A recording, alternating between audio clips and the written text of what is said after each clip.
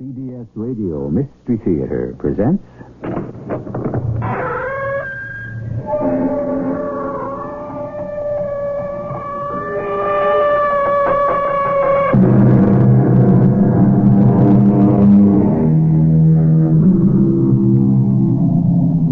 Come in. Welcome. I'm E.G. Marshall. Who can undo what time has done? Who can win back the wind? Renew the redness of a last year's rose, or dig the sunken sunset from the deep. Time has an inexorable way of going on, no matter how hard we may try to stop it. And it keeps on unwinding at its own relentless pace, no matter how much we may wish it were yesterday, or tomorrow. When can I get out of this hospital, Doctor? Soon, maybe. It's just a tiny wound. The enemy bullet just grazed the back of my head, just brushed by right here. Soldier, have you any idea how it happened that in the midst of battle you got hit by an enemy bullet in the back of your head?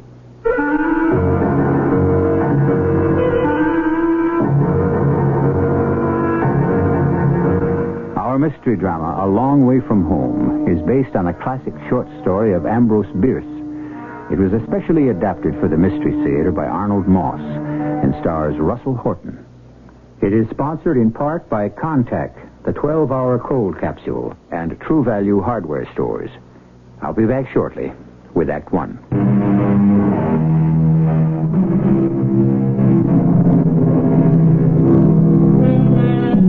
It's a warm spring day in the year 1927 in a little town in central Tennessee about 30 miles from Nashville. Just the week before, the people of the town had screamed themselves hoarse at the news that a daring young man named Lindbergh had been the first man to fly the Atlantic solo. Today they are gathered to celebrate another event, one that took place over 65 years ago on this very soil. As those years slowly unrolled, something had happened to one man whose life had been curiously interwoven with the events taking place today. Our story starts in Ohio, back in the warm autumn days of 1862. Two young men drift lazily in a small rowboat, fishing poles dangling from their hands. Sam, why don't you stop playing that fool mouth organ of yours and do some serious fishing? Now, how can you expect to be catching anything laying there on your back in the front of the boat while you go on playing that dang thing? It's beyond my understanding. I'm fishing with my right hand and making music with my left. One don't interfere with the other. Music? Now, all you're doing is scaring off what few fish may be swimming in this lake. Or maybe charming them to come up and take a good look at the unusual young fella that's creating all them beautiful sounds. I don't see that you charmed too many so far, Sam. Just one little bitty pike you should by right to throw back. And I don't see that you've done even as well. Well, maybe if you laid off what you call your music, I might. You want some tobacco for your pipe? Wouldn't mind. Light up your pipe and enjoy it while you can. With this war going on, that's the end of any tobacco we'll be getting from Virginia for a long time. This war, it's been going on for over a year now. We got to get into it, Sam. You know that. Yeah, I've been thinking the same. We're almost old enough. Anyway, we look old enough. We're healthy enough, and old Abe Lincoln says he needs us. Yeah, he's still putting out his call for volunteers. I've been thinking of the Ohio 41st. Me too. I was thinking of going down to the recruiting place tomorrow morning to enlist. Funny. So was I. Well, we could lie a little about our age. Hey, we'll go together. It ain't as if it... Hey, Sam, wait a minute. Now, hold everything. I think I hooked onto the biggest darn fish in the whole state of Ohio. Oh, well, hold on to it. What in tarnation have I got at the end of this pole? It's bending almost in half. Well, whatever it is, it's going to bust your line. Ooh, and my pole, too. It don't seem to be jerking around, does it? Dang thing just pulls steady like some big old whale. Maybe you're hooked onto some big old log. Now, it ain't funny, Sam. This ain't no log. Oh, wait. It's coming. Now, you get ready. When I get to the surface, just you catch it with your knife. Unhook the blade. I'm ready. Now, once it's in the boat, whack it over the head with... Here it comes, Sam. Here it comes. Woo-wee. Look at them air bubbles rising out of the water. You ready? I'm ready. Here we go. No. Good Lord in heaven, no. You see what that is, Sam? Yeah, I see. It's the body of a soldier. An infantryman. And he's one of ours. Cut the line, Sam. I'll try. I'll try. Cut it, Sam. Will you please cut it? I'm doing my best. It's just that I feel a little sick. There. You did it, Sam. See the body sinking to the bottom again. How do you suppose it ever got here?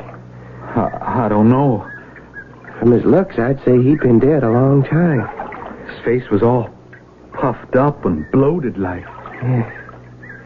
Well, we better get back. More than enough fishing for one day. Pull into your line, Sam, and start rowing. And tomorrow morning, we go to the recruiting office to volunteer as soldiers. After what we just seen... Yes? Maybe, we ought to give the whole thing a little more thought. We made it. They took us. We are now soldiers of the great army of the United States. Report back here in 24 hours. That's what the man said. I can't wait to get into one of them fine blue uniforms with that dandy little cap. Oh, then they're going to issue us rifles. And take us on a long train ride south. Hey, that's the best part I heard. Best part? The train. It stops at every station on the way to wherever we're going. One of the fellas told me. Why is that the best part? Every time it stops, they feed you. Bread and cold meat, coffee, pickles, cheese, and pretty girls with pink cheeks and shining eyes. They smile at you. Sometimes they come right up to you and even kiss you. Ooh, yes, sirree. We're going to be treated like real heroes. What's this fella like? The one we'll be serving under, this Colonel Hazen. You hear anything about him? Well, only that he commands the 41st Ohio Volunteers and fought the Indians in the West. A young feller. Oh, did real good, they say, at the Battle of Pittsburgh Landing. Reckon we're filling in for some of his troops. The ones that didn't make it back. I reckon so. Say, what's wrong with you? Nothing. Well, you're acting real glum. Like you wasn't so pleased about being accepted. No, I'm glad we done what we done.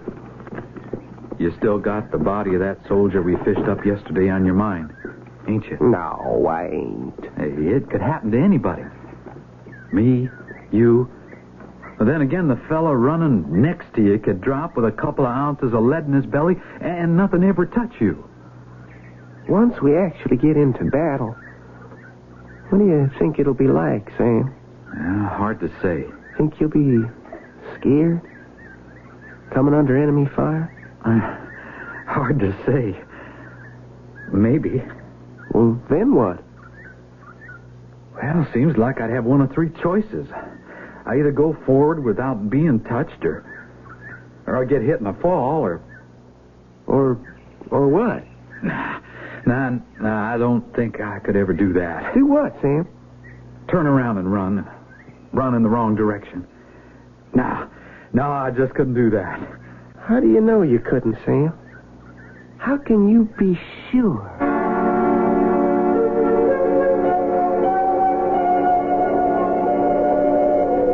A couple of months went by, and suddenly, before we noticed, it was winter.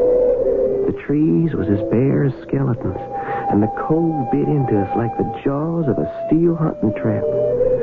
We was somewhere in Tennessee with the first light of dawn. The fog began to lift, and we could see the whole army of the Cumberland. Our army in front of us, stretched out for what seemed like miles. Rumors of the coming battle had been spreading through the camp. Sam, don't you ever stop playing that dang mouth organ. Gets me all upset. Now, it really does. Besides, you're going to wake up the whole company. Oh, just a little music in the spirit of Christmas. Are you plumb crazy, Sam? Christmas was over almost a week ago. Oh, what's the difference? It's a good tune any day of the year. Even today, the last day of 1862. December 31st. Say, you sleep any last night? Not much. You? Me neither.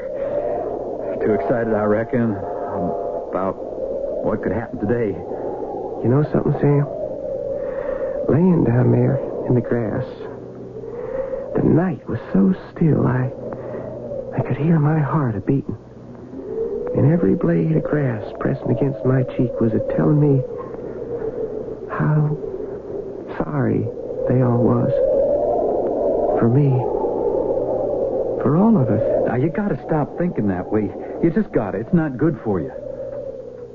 Yeah. I couldn't tell anyone else, Sam, but... Well, I can tell you. I am scared. Real scared. Well, now, I'll tell you something. What's that? So am I. Scared right down to my bones. That's why I keep on playing this here mouth organ. To keep up my spirits. And I'll tell you something else. What's that? So long as we stick together, the two of us, keeping an eye on each other, protecting each other, well, then I ain't half as scared as I might be. Yeah. I know what you mean, Sam. Today could be the biggest fighting of the whole dang war. But we're going to watch out, each for the other, no matter what happens. Ain't we?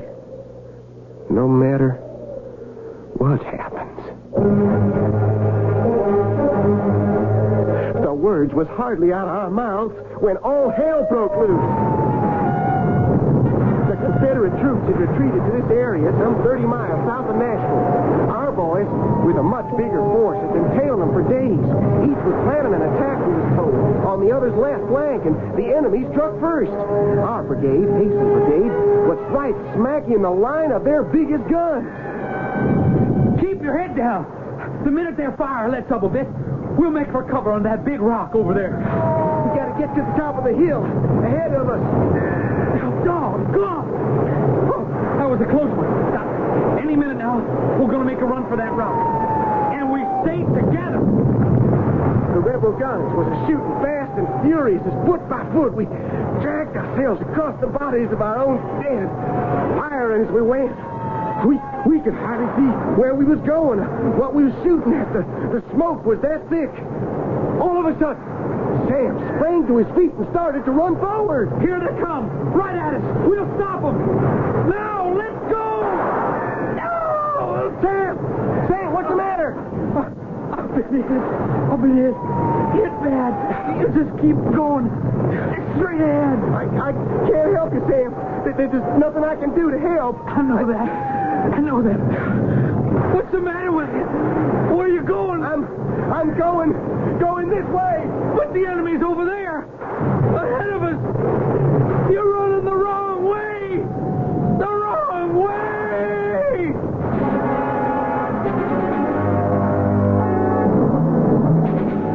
As his fatally wounded companion sinks helplessly to the ground, the young man ignores him, runs in a blistering sweat faster and faster back to his own lines. His eyeballs cracked like two hot stones. His lungs choke with the suffocating smoke of battle. How far can he go? Can anything slow down this panic of self-preservation? I'll be back shortly with Act 2. Have you ever stopped to think of the meaning of the word courage?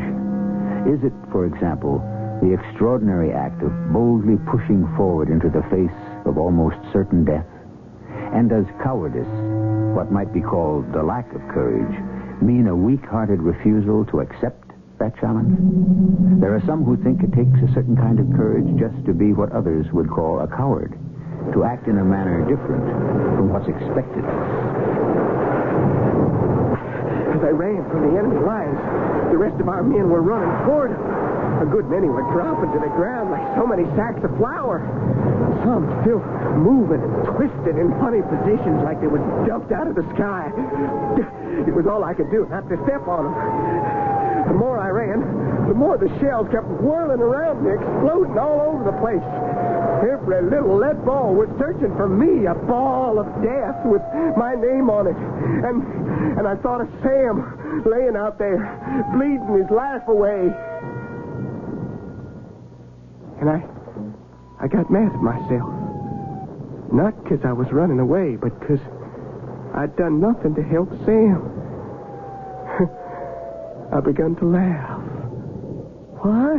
I don't know, except maybe I was glad it was Sam's insides spilling over the Tennessee soil and not mine. I noticed I had no rifle. My cap was gone, too. There seemed to be a lull in the fight. Something hit me on the back of the head. I put my hand up and saw some blood. Then everything about me suddenly went pitch black. I passed out. Cold.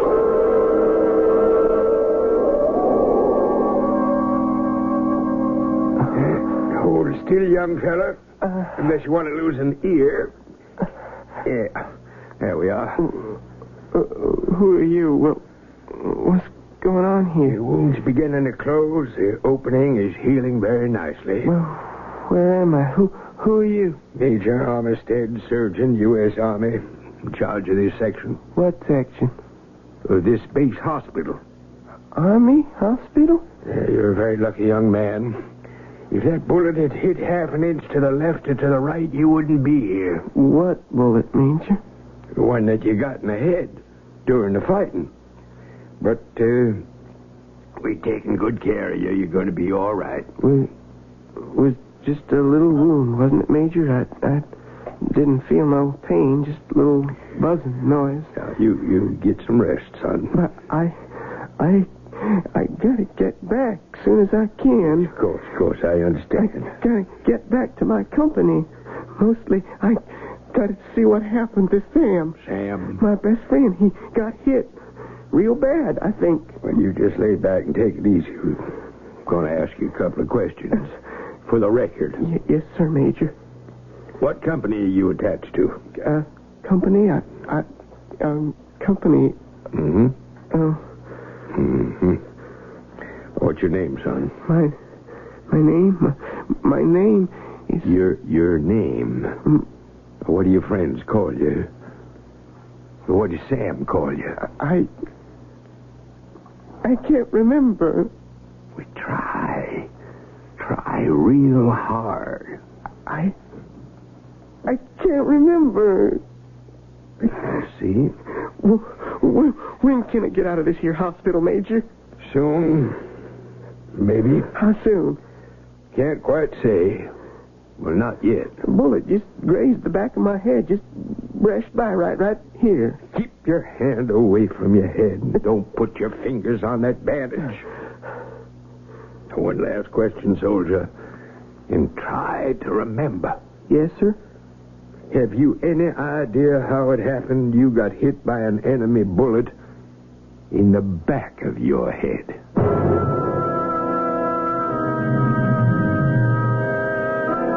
The next I remember, I was standing on a low hill overlooking a wide stretch of forest and field.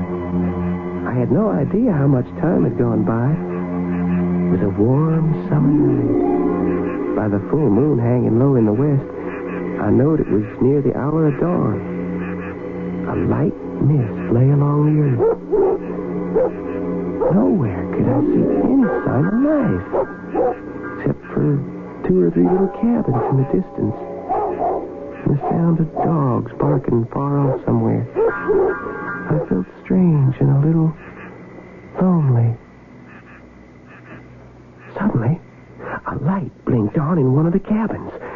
I made my way toward it and knocked on the door. Open the door, please. I mean no harm. Who are you? What do you want? Just some information. Please open the door. help you, too. Quiet. Well, what can I do for you? Just a couple of questions. Questions? At this time of the morning, what's the matter with you, mister? Well, excuse me if I woke you up. You ain't said what you wanted. Now make it quick, and better not try no funny business, else my 2 dogs will rip you to pieces. Well, you see, I'm a soldier. Soldier? Yeah, serving under Colonel Hazen in the Federal Army, the Army of the United States. Well, you sure don't look like no soldier to me. Where's your uniform? Well, that's just it. In the middle of all that fighting, it got ripped up, muddied up, and they took it from me. They took it. Who you talking about? Who is they? Well, those people up at the hospital. Oh, that's where you from. What you want to know? What's been happening? Happening? Like what? Well, where are the armies? Which side won? Which armies you talking about? Ours and theirs. I gotta know which side won. Besides, if they catch me out of uniform, they could hang me, thinking I was a spy. But when they see this bandage on my head... What bandage? Then they'll know I ain't a spy. They'll know I've been discharged from up there. Now, you look here. You woke me up. I got work to do. I can't stand here all morning talking to the likes of you. Well, then can I talk to your master? My master? The man who owns this farm, this plantation, whatever it is. But I ain't got no master. Oh, you one of the lucky ones? You already been freed? Look, I'm going to have to shut this door, mister. If only I could find my regiment. If I only knew where I was. Sorry, mister, I can't help you. But I will tell you one thing. What's that? The hospital's up that way. You better turn around and get back up there by yourself. Before you know it, they're going to come after you and put you there. There was no sense asking any more questions of an ignorant old woman anybody could see wasn't quite right in the head. I got back on the road and started walking again. A faint gray light was coming up on the horizon. Then, like he come from nowhere... Good morning, sir. Huh? Oh, good morning. I salute you, sir. Well, why do you do that? Oh, excuse me. Sitting up there on your horse, I thought you were a cavalry officer. Cavalry officer? No, I'm still in Moulton. Doctor's still in Moulton. I'm a physician. Been up all night with a very sick patient way back in the hills. That's why I took the horse. Haven't I seen you someplace before? Oh, I don't reckon so. I'm a soldier, Ohio 41st, Colonel Hazen's brigade, Army of the United States. Oh, that's why I saluted you. I took you for one of our officers. I see. Would you happen to know which side won? Ours or theirs? Or would you mind if I asked you a question? Oh, no, sir, not at all. Why do you keep putting your hand up to the back of your head? Oh, I was wounded in the battle. Nothing very serious, just a glancing blow from a bullet. No blood, no pain. I got separated from my friend, Sam. Quick, doctor. Get behind this clump of cedar trees, quick. What's wrong? Don't stop to ask questions, and don't talk. They won't see us from behind these trees. Well, what are you staring at? My, oh, my. Just look at them. Why, there must be hundreds and hundreds of them. How far off would you say they are? 50 yards from where we're standing? 100? Just look at them horsemen coming along, riding in formation toward the north.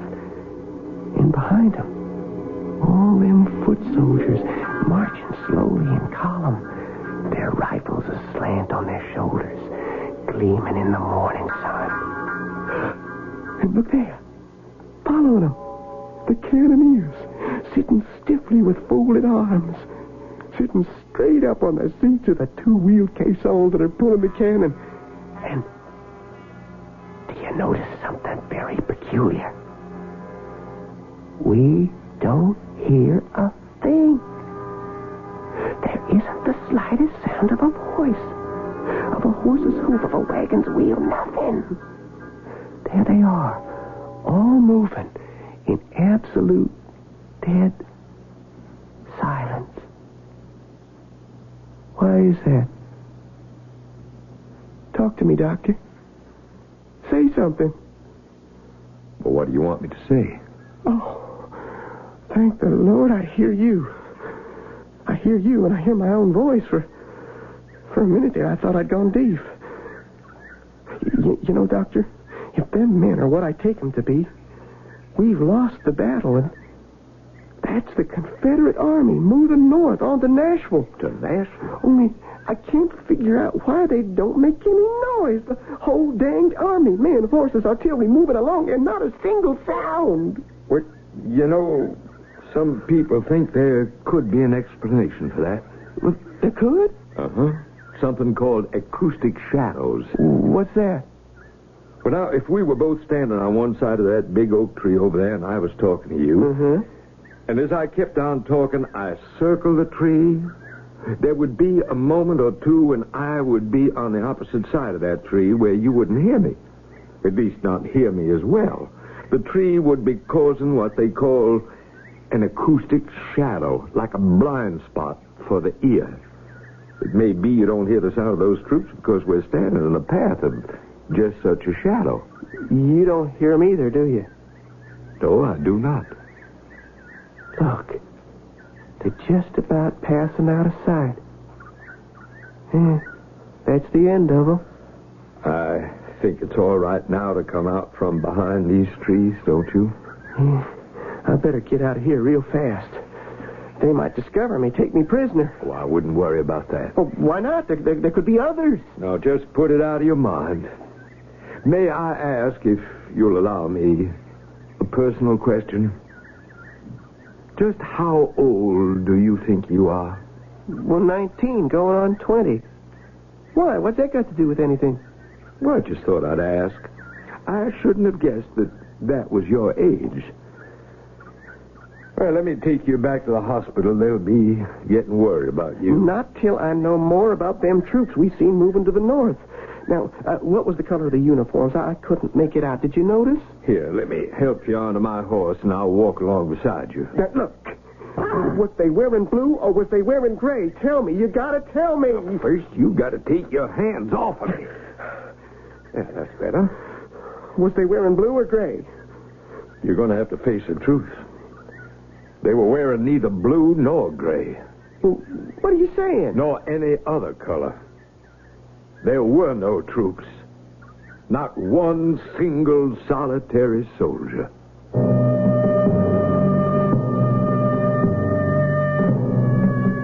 In the devastation that follows in the paths of war, one cannot begin to evaluate the extent of the destruction. Young lives are snuffed out in an instant. Families are destroyed, and often minds, too delicate, perhaps too unready to withstand the shocks of war, collapse and are shattered as completely as any body can be broken, which may well be the case with our young friend. I shall return shortly with Act 3.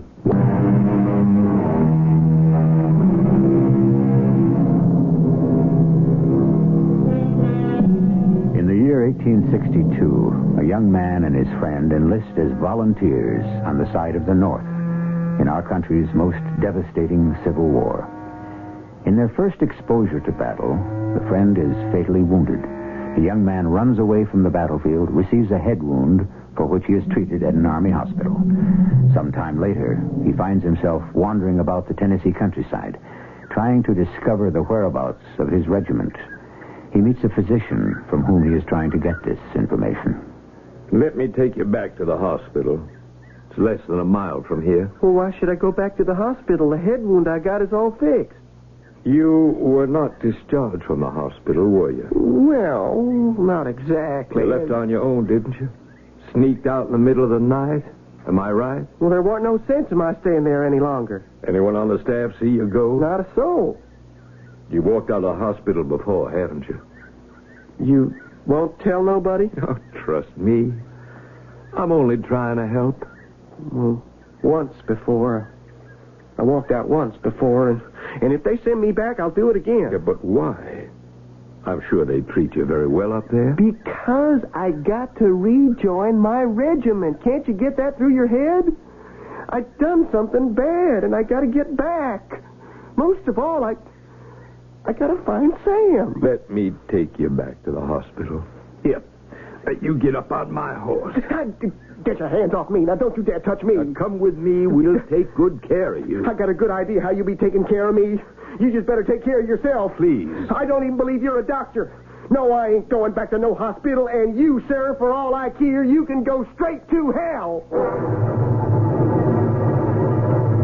I left him standing there, and I went on anxiously down the road. It was still early, but I begun to feel the rising heat of the coming day. Kept looking about me on all sides for some sign of my company, any sign of Colonel Hazen's brigade. In some curious way, the surroundings seemed familiar. But there was a funny kind of fuzziness over everything. Something else was odd. On every side of me was fields planted real neat and careful. Not a single sign of the battle, not the slightest mark of war. Coming up right behind me was a little buggy with a bright red fringe around the top of it, drawn by a chestnut mare stepping along real proud. Oh, a very pretty young lady, 19, 20. She was at the reins. Morning. Which way you headed? Can I give you a lift? I was going that way. Oh, toward town. I guess just about everybody's going to town today. Jump up here beside me. I'll give you a ride. Oh, I appreciate your kindness, ma'am. Here, let me give you a hand. No, I don't need no help, ma'am. Thank you just the same. Where are you from? Ohio. Ohio? You're a long way from home, aren't you? Reckon so.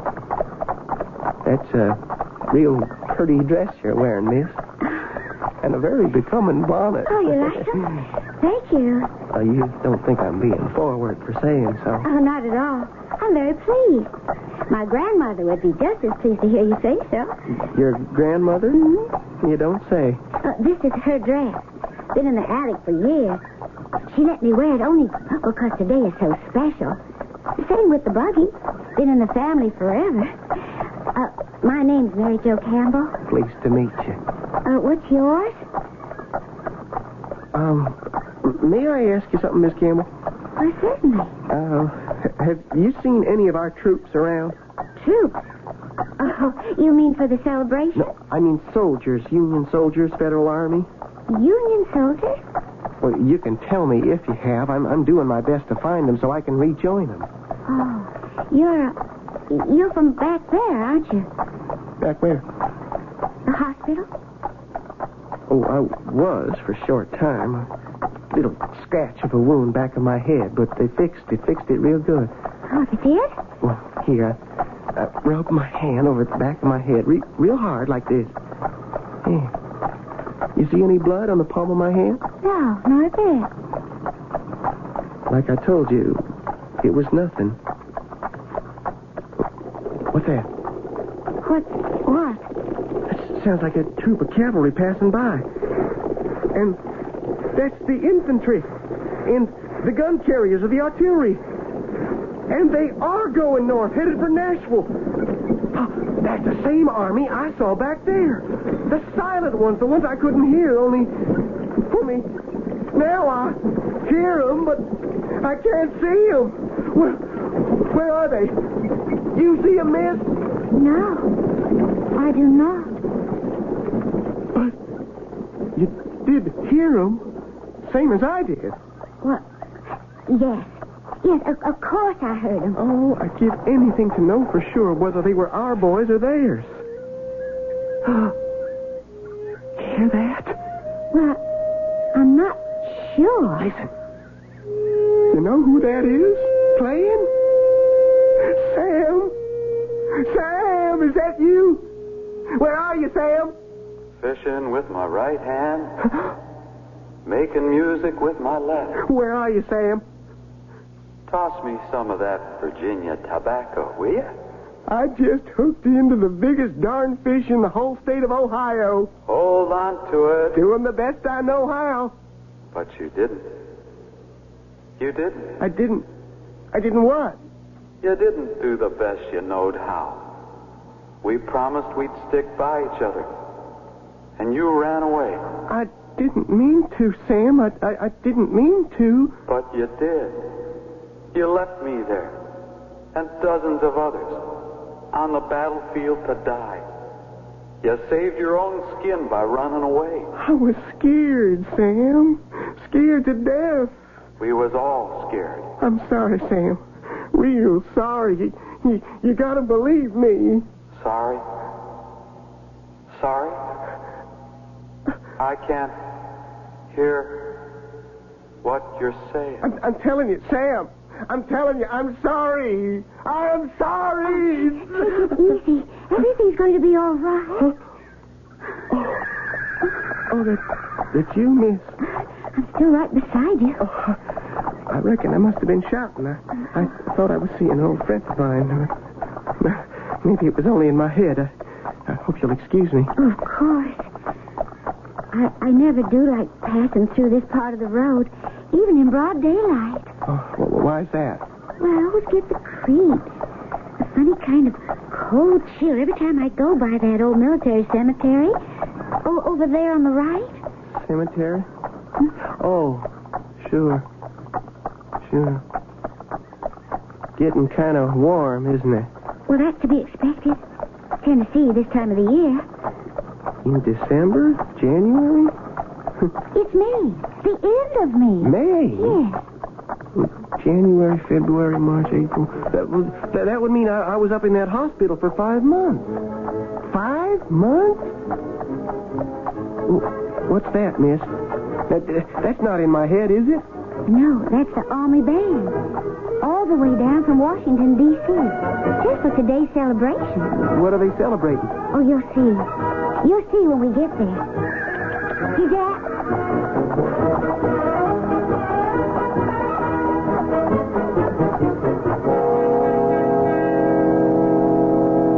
It is fitting and appropriate that today, of all days, we pause to pay tribute to the valiant men who gave their lives in the courageous defense of their country. Who is that man up there on the platform talking?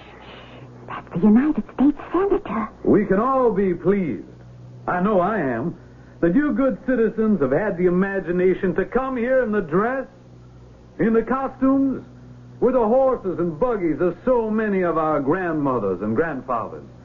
It adds the color of a joyous celebration to the solemnity of the day. What's he talking about? Costumes?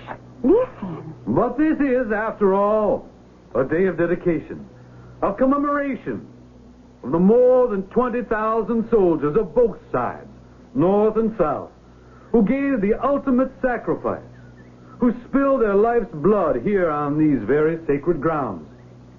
And so, in solemn memory of the gallant men who served on those 3 bloody days, December 31st, 1862, to January 2nd, 1863. I was there. I was one of them soldiers. He's talking. You must be quiet. By order of the Congress of the United States, I hereby dedicate these 345 acres as a national battlefield and a national cemetery.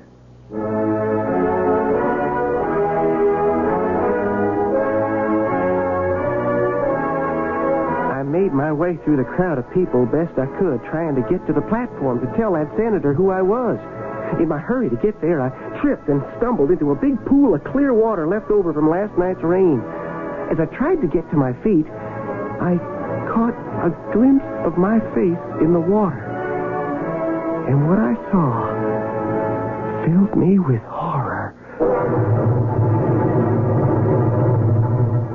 I was looking at the face of a very old man. The skin was like old brown wrapping paper. The hair was white, snow white. I raised a trembling hand to the back of my head, looked at the palm. No blood. How strange, I thought, that a little bullet that just grazed the skin and a couple of days in the hospital could do this awful thing to me. Or could it be that I was in that hospital longer than I figured? Longer. Much longer. I feel so sorry for him, Doctor. All the other Civil War veterans are gone. So far as we know, he was the last of them. Do they have any idea at the hospital how old he was? Well, this is 1927. The battle was on New Year's Day, 1863. That's over 64 years ago. If he was, say, 20 at the time of the battle, that would have made him about 84, 85. Do the hospital records show the nature of his battle wound? Well, we dug up the old records from the first hospital. He was admitted New Year's Day, 1863. A bullet had gone into a delicate part of his brain, too dangerous to remove. And so he lived all those years, 65 of them, all at the hospital, with a Confederate bullet sitting right there in his brain. By the way, Doctor, who was he? What was his name? We'll never know. No record of any name. Whoever he was, he either couldn't or wouldn't tell.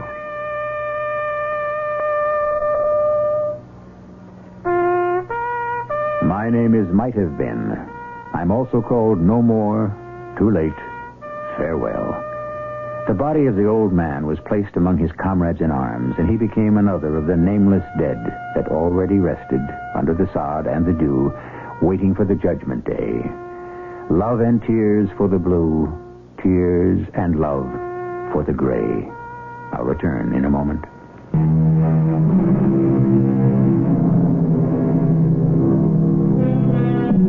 Today, in a little Tennessee town, the Stones River National Battlefield and Cemetery stands as a proud memorial to the more than 20,000 soldiers of both North and South who fell there on December 31st, 1862. The valiant soldiers of William B. Hazen's brigade are especially honored by a monument that was erected there in 1863 by the survivors of that brigade. And sleeping there peacefully among the over 2,500 unidentified dead may well be someone like the old man of the story you've been listening to. Who knows? Our cast included Russell Horton, Lloyd Batista, Evie Juster, and Arnold Moss. The entire production was under the direction of Hyman Brown. This is E.G. Marshall inviting you to return to our Mystery Theater for another adventure in the macabre. Until next time, pleasant dreams.